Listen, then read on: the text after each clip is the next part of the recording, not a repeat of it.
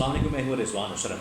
Supreme court of Pakistan में chief justice of Pakistan justice काजी फाइज ईसा बिल्कुल तन्हाई का शिकार हो गए, बिल्कुल। और इस वक्त बाकी जितने जजेज़ हैं वो तमाम के तमाम खुलकर इजहार कर रहे हैं, क्योंकि जो काजी फाइज ईसा की जानब से, चीफ जस्टिस की जानब से जो लाइन ली जा रही है, जो डायरेक्शन ली जा रही है, उसकी समझ नहीं आ रही किसी दूसरे जज को। वो फिर अपना इजहार ख्याल करते हैं। अब दो बड़ी डेवलपमेंट्स हुई हैं सुप्रीम कोर्ट के अंदर, जिसकी वजह से ये नज़र आ रहा है कि सुप्रीम कोर्ट के अंदर किस किस्म की एक डिवीज़न मौजूद है, एक तकसीम मौजूद है, और जजेस इस वक्त वाज़ेह तौर पर तकसीम नज़र आते हैं, डिवाइड नज़र आते हैं। जस्टिस अतर मिनल्ला, आपको पता है कि बड़े ज़बरदस्त जज हैं, आइन और कानून की बात करने वाले, ह्यूमन राइट्स की बात करने वाले, इंसानी हुकूक की बात करने वाले, और सुप्रीम कोर्ट के अंदर उनकी बड़ी अहम तरीन पोजीशन है, बड़े अहम तरीन जज हैं, किसी न किसी बेंच पे ज़रूर बैठे होते हैं। और अभी ये जो फुल कोर्ट के अंदर मामला चल रहा है मखसूस नशस्तों का, उसके अंदर भी जो काजी फाइज ईसा इलेक्शन कमीशन ऑफ पाकिस्तान को डिफेंड करने की बात करते हैं, इमरान खान और PTI की मुखालफत में बात करते हैं, तो जस्टिस अतर मिनल्ला हमेशा उसको, उस पोजीशन को, उन मार्क्स को क्वेश्चन करते हैं। अब जस्टिस अतर मिनल्ला की जानब से दो अहम तरीन चीज़ें मेंशन की गई हैं। एक, उनकी जानब से मखसूस नशस्तों के मामले के ऊपर इजाफी नोट लिखा गया है। वो इजाफी नोट इस वक्त मेरे पास मौजूद है। उसकी बड़ी अहम तरीन, ये बड़ा अहम नोट है, जो इजाफी नोट है ये बड़ा अहम है, इसकी बड़ी इम्पोर्टेंस है। वो आपके साथ में शेयर करता हूँ। कुछ पॉइंट्स हैं और उनका मतलब क्या है और इसका इम्पैक्ट क्या हो सकता है इस वक्त जो मखसूस नशस्तों का मामला चल रहा है। और सेकंड ये कि आप सबको बताएं कि फैसल वाडा और मुस्तफ़ा कमाल के ऊपर तौहीन अदालत की कार्रवाई चली, उनको तौहीन अदालत का शो कॉज हुआ, उन्होंने आके माफ़ियाँ मांगी, उनको माफ़ कर दिया गया। अब असल में ये मामला शुरू हुआ था जस्टिस अतर मिनल्ला के ऊपर तनकीद से। जस्टिस अतर मिनल्ला को तनकीद का निशाना बनाया गया, जस्टिस अतर मिनल्ला को टारगेट किया गया। देखिए, अगर फैसल वाडा और मुस्तफ़ा कमाल के ख़िलाफ़ तौहीन अदालत की कार्रवाई की गई, तो बिल्कुल उसी तर्ज पर शहबाज शरीफ के ख़िलाफ़ भी तौहीन अदालत की कार्रवाई होनी चाहिए थी, क्योंकि उन्होंने भी सुप्रीम कोर्ट के अंदर बैठे हुए जजेस को काली भेड़े कहा। उन्होंने किसी फैसले के ऊपर तनकीद नहीं की, किसी रिमार्क्स के ऊपर तनकीद नहीं की, डायरेक्ट जजेस के ऊपर हमला किया। तो ये इदारे के ऊपर हमला तस्वर होता है। वहाँ भी नोटिस लेना चाहिए था, वहाँ भी तौहीन अदालत की कार्रवाई करनी चाहिए थी। यहाँ जो कार्रवाई हुई, जस्टिस अतर मिनल्ला ने कहा कि मुझे तो पता ही नहीं इस मामले का, मेरे तो नॉलेज में नहीं है, मुझे तो इस चीज़ का इन्फॉर्मेशन ही नहीं है, मेरे नॉलेज में नहीं है, मुझे तो इस चीज़ का पता ही नहीं है। तो ये किस तरह से कार्रवाई हुई? तो ये दो अहम तरीन डेवलपमेंट्स, दो अहम तरीन मामला, जिनके बारे में इंफॉर्मेशन, बड़ी एक्सक्लूसिव डिटेल्स हैं, वो आपके साथ में शेयर करता हूँ। सबसे पहले मैं आपको बता दूँ कि ये तौहीन अदालत वाले मामले पे मैं आपके साथ इंफॉर्मेशन शेयर करता हूँ। फिर उसके बाद जो इजाफी नोट लिखा गया है जस्टिस अतर मिनल्ला की जानब से मखसूस नशस्तों के मामले पर, उसके मतलब जो इन्फॉर्मेशन है वो आपके साथ में शेयर करता हूँ। अब ये जो तौहीन अदालत दो शख्सियात के ख़िलाफ़, फैसल वाडा और मुस्तफ़ा कमाल के ख़िलाफ़ शुरू की गई काजी फाइज ईसा की जानब से। काजी फाइज ईसा ने जब शो कॉज भेजा तो इन्होंने पहले मुस्तफ़ा कमाल ने माफ़ी मांग ली। अब कौन जुर्रत कर सकता है, कौन हिम्मत कर सकता है, एक सिटिंग MNA या सिटिंग मिनिस्टर या सिटिंग कोई भी पोजीशन, सेनेटर है या कोई भी पोजीशन रखता है सरकारी, उसको पता है कि अगर मैंने तौहीन अदालत कर दी, जजेस के सामने मैं हाज़िर हो गया, तौहीन अदालत लग गई, तो मैं तो फारिग हो जाना है 5 साल के लिए, ना अहली, ठक सीधा अंदर, सियासत से बाहर और घर। ये तौहीन अदालत इतनी सख्त किस्म की होती है।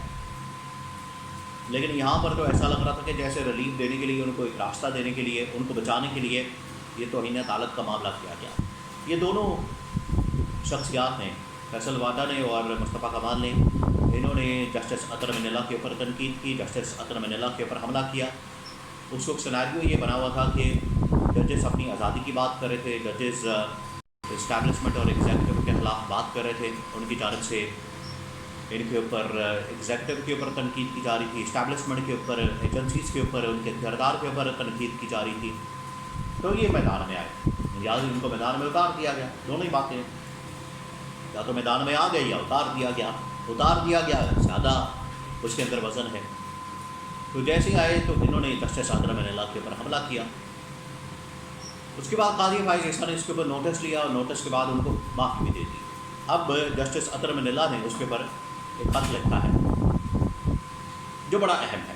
اب جسٹس عطر من اللہ نے کہا، اب آپ دیکھیں معاملات چل کیسے رہے ہیں سپریم کورٹ کے اندر، جو پاکستان کی سب سے بڑی عدلیہ ہے، پاکستان کی سب سے بڑی عدالت ہے، پاکستان میں انصاف کا سب سے بڑا فورم ہے. اگر وہ اس طرح سے چل رہا ہے تو عام آدمی کو انصاف کیا خاک ملے گا؟ کیسے ملے گا انصاف عام آدمی کو؟ آپ کے اندر بڑے مسائل ہیں، اندر سیاست چل رہی ہے. جسٹس عطر من اللہ نے خط میں لکھا کہ یہ جو توہین عدالت کی گئی میرے نام کے اوپر، میرے کندھے پر رکھ کے آپ نے بندوق چلائی ہے. مجھے تو اس کا پتہ بھی نہیں تھا، میں تو اس کا جانتا بھی نہیں تھا. نہ مجھ سے مشاورت کی گئی، نہ مجھ سے مشورہ کیا گیا، نہ مجھ سے پوچھا گیا، نہ مجھ سے اس بارے میں بات کی گئی. خود سے قاضی فائز عیسیٰ نے اس کا نوٹس لے لیا. نوٹس لینے کے بعد ان کو ریلیف بھی دے دیا، ان کو معاف بھی کر دیا. اور جب یہ سماعتیں ہو رہی تھیں، آخری جب سماعت ہوئی، اس سماعت کے دوران جسٹس عطر من اللہ کا ذکر ہوا وہاں پر. فیصل وارڈا نے کہا کہ مجھے پراکسی کہا گیا، یہ جسٹس عطر من اللہ کی جانب سے کہا گیا. تو چیف جسٹس نے کہا کہ نہیں، وہ چھوڑے، وہ ان کی آپس کی بات ہے، اب وہ آپ اس معاملے کی طرف نہ جائیں. اس کا مطلب ہے کہ قاضی فائز عیسیٰ اس معاملے کو کسی طرح سے انڈر دا کارپیٹ پھینکنا چاہ رہے تھے کہ بس کسی طرح سے ان کو ریلیف مل جائے اور معاملہ آگے نہ بڑھے. اسی طرح سے انہوں نے پھر معاملے کو لپیٹا اور ختم کر دیا، چھٹی ہو گئی. جس کے اوپر پھر عطر من اللہ نے یہ خط کے اندر یہ باتیں کی. اب یہ بڑی خطرناک چیز ہے. چاہیے تو یہ تھا کہ جسٹس عطر من اللہ کو اس بینچ میں شامل کرتے جس میں یہ توہین کی گئی، توہین عدالت ہوئی ہے، یا اس بینچ کی سربراہی جسٹس عطر من اللہ کے حوالے کر دیتے، تو پھر یہ توہین عدالت کا معاملہ آگے بڑھنا تھا. بہرحال یہ ہو گیا. اب آ جائیں مخصوص نشستوں کے معاملے پر. مخصوص نشستوں کے معاملے پر آپ کو بتائیں کہ سماعت ہو رہی ہے سپریم کورٹ آف پاکستان میں.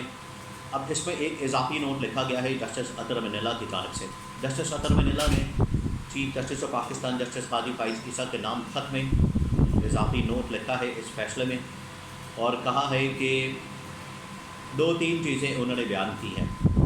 سب سے پہلی بات انہوں نے کہا کہ الیکشن کمیشن آف پاکستان، اور الیکشن کمیشن آف پاکستان کے اوپر بہت بڑا سوالیہ نشان لگایا جا رہا ہے، اور سارا قصوروار ذمہ دار الیکشن کمیشن آف پاکستان ہے. اس کو کون آپریٹ کر رہا ہے، اس کو کون پیچھے چلا رہا ہے، اس کو کون پیچھے ہینڈل کر رہا ہے، ہینڈلرز کون ہیں، وہ اس وقت سامنے آئے گا جب 8 فروری کے انتخابات کے اندر ہونے والی دھاندلی، اس سے پیچھے کے معاملات اور دھاندلی کے معاملات جب اس کی تحقیقات کی جائیں گی تو آپ کے سامنے ایک ایک چیز واضح ہو جائے گی. اور کمشنر راولپنڈی لیاقت چٹھا کا وہ جو پریس کانفرنس ہے، سب کو یاد ہے، کون بھولا ہے، سب کو یاد ہے. تو اس میں جسٹس عطر من اللہ نے الیکشن کمیشن آف پاکستان کو ایک رسپانسبل ذمہ دار قرار دیا، قصوروار کہا کہ انہوں نے کیسے انٹرپریٹیشن کر لی اس فیصلے کی جو قاضی فائز عیسیٰ نے فیصلہ دیا پی ٹی آئی کو بلے کے نشان سے محروم کرنے کا. تو الیکشن کمیشن آف پاکستان نے کیسے اس کی تشریح کر لی کہ اس سے مراد پی ٹی آئی کے اوپر پابندی ہے، پابندی لگا کے آپ نے تمام کینڈیڈیٹس آزاد ڈکلیئر کر دی. پہلی بات. دوسری بات یہ کہ انہوں نے کہا کہ ہمیں اس کیس کے ساتھ جو 8 فروری 2024 کے انتخابات کے اندر جو دھاندلی ہوئی ہے اس کی بھی تحقیقات کرنی چاہیے. اب اس کی تحقیقات کی ڈیمانڈ سپریم کورٹ سے بھی سامنے آئی ہے، امریکہ سے بھی سامنے آئی ہے، پاکستانی عوام بھی اس کے اوپر ڈیمانڈ کرتی ہے، عمران خان بھی ڈیمانڈ کرتا ہے، اور جتنے اس وقت پولیٹیکل پارٹیز اپوزیشن کے اندر ہے وہ تمام کی تمام اس دھاندلی کے اندر تحقیقات کی ڈیمانڈ کرتی ہے. تو یہاں پر بھی جسٹس عطر من اللہ نے کہا کہ جو تحقیقات والا معاملہ ہے دھاندلی کے اندر تحقیقات کا، تو اس کے ساتھ ہی لنک کیا جائے تاکہ اس پہ یہ بھی سامنے آ جائے، دودھ کا دودھ پانی کا پانی ہو جائے، اور واضح ہو جائے کہ تحقیقات میں کس نے کیا دھاندلی کی، کس نے کیا کردار ادا کیا، فیصلے کی کیا خراک ہوئے، الیکشن کمیشن کا کیا کردار. ویسے نظر تو آ رہا ہے کہ الیکشن کمیشن نے یہاں پر مینیپولیشن اور مینجمنٹ کس طریقے سے کی ہے، لیکن اس سے بات ذرا ثابت ہو جائے گی، وزن آ جائے گا بات کے اندر. تو یہ جسٹس اطہر مناللہ نے زبردست طریقے سے جج ہونے کا حق ادا کر دیا ہے، اور انہوں نے عمران خان اور پی ٹی آئی کے حق میں، عمران خان اور پی ٹی آئی کے حق میں نہیں، یہ اصل میں آئین اور قانون کے حکمرانی اور بالادستی کے حق میں جسٹس اطہر مناللہ نے آواز اٹھائی ہے۔